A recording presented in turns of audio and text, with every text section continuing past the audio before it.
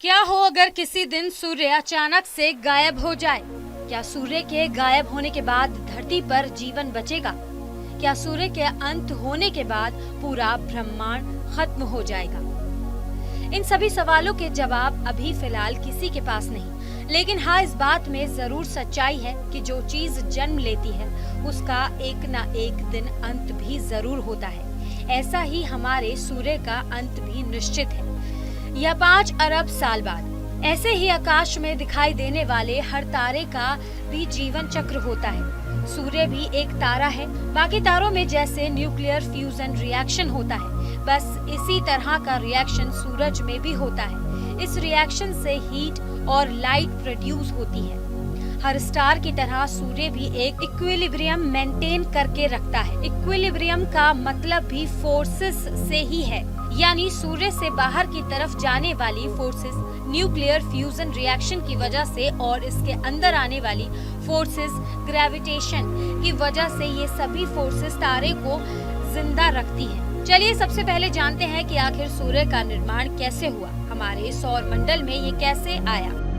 ये तो सभी जानते हैं कि पृथ्वी पर दिन और रात सीजन्स में बदलाव ये सब सूर्य की वजह से ही होता है। दरअसल सूर्य ब्रह्मांड के अनेकों तारों की तरह ही एक तारा है जो हाइड्रोजन और हीलियम से मिलकर बना हुआ है। ये एक विशाल गैस का गोला है। ये हमारे यूनिवर्स के बैलेंस के लिए बहुत जरूरी है। आज से करीबन अरबों साल पहले ग्रेविटी की फोर्सेस का मास सिकुड़कर एक जगह जमा हो गया और हमारे सौर मंडल में तेजी से घूमने लगा।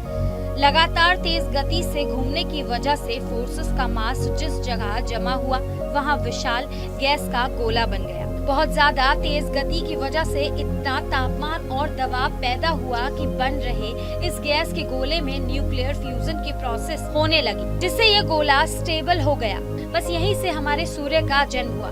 बाकी जो मास बचा उससे बने अन्य ग्रह, जिसमें से एक ग्रह हमारी पृथ्वी भी है। अब जैसा कि हमने बताया कि सूर्य के अंदर न्यूक्लियर फ्यूजन रिएक्शन होता है। अब ये रिएक्शन होता है किसी फ्यूल की वजह से, यानी कि हाइड्रोजन और हीलियम की वजह से। ये फ्यूल हमेशा नहीं रहेगा, कभी न कभी खत्म जरूर होगा। अब जब ये फ्यूल खत्म होगा तो जो फोर्सेस रिएक्शन की वजह से सन के बाहर की तरफ जा रही हैं, वो रहेंगी नहीं। वहीं ग्रेविटेशन की फोर्स जो बाहर से सन के अंदर आ रही है, उसे काउंटर करने के लिए कोई फोर्स नहीं बचेगी। ऐसे में सन खुद के ऑर्बिट में ही कोलैप्स हो जाएगा। हालांकि ये होने में काफी लंबा समय लगेगा, क्योंकि हमारे सन की लाइफ करीबन 10 बिलियन ईयर्स है। चलिए अब जानते हैं कि एक तारे की लाइफ साइकिल के बारे में। अगर बात ऐसे स्टार की करें जिसका साइज छोटा है, यानी कि एवरेज साइज का स्टार है, तो वो कोलैप्स होकर रेड जाइंट में बदलता है। उसके कुछ समय बाद वो प्लैनेटरी नेबुला या फिर व्हाइट डॉर्फ में बदल जाता है। वहीं अगर हम बड़े स्टार की बात करें, यानी कि मैसिव स्टार की, तो वो ठंडा होकर रेड सुपर जाइंट में बदल जाता है और फिर सुपर जाइंट फटकर सुपरनोवा बनता है। अगर सुपरनोवा का कोर ज्यादा छोटा है तो वो न्यूट्रॉन स्टार बनता है, लेकिन अगर कोर बड़ा है तो बनता है ब्लैक होल। जैसा कि हमने बताया कि सन भी एक स्टार है, लेकिन वो कोलैप्स होकर ब्लैक होल कभी नहीं बनेगा। अब ऐसा क्यों? क्योंकि एक व्हाइट डॉर्फ का मैक्सिमम मास 1.4 टाइम्स होता है। हमारे सन के अपनी मैक्सिमम लिमिट के बाद स्टार स्टेबल नहीं रह पाता, जिसके बाद वो न्यूट्रॉन या ब्लैक होल बनता है। अब क्योंकि हमारा सन इस लिमिट के नीचे है तो वो केवल व्हाइट डॉर्फ बनेगा, ब्लैक होल कभी नहीं बनेगा। अब अगर माने कि सन अचानक से गायब हो जाता है तो हमें 8 मिनट बाद ही पता चलेगा कि सूर्य गायब हो गया है, क्योंकि सनलाइट को धरती तक पहुंचने में 8 मिनट लगते हैं। वहीं सूरज के गायब होने पर जो ग्रेविटेशनल फोर्स आएगी हमारी धरती पर, वो भी 8 मिनट के बाद ही आएगी।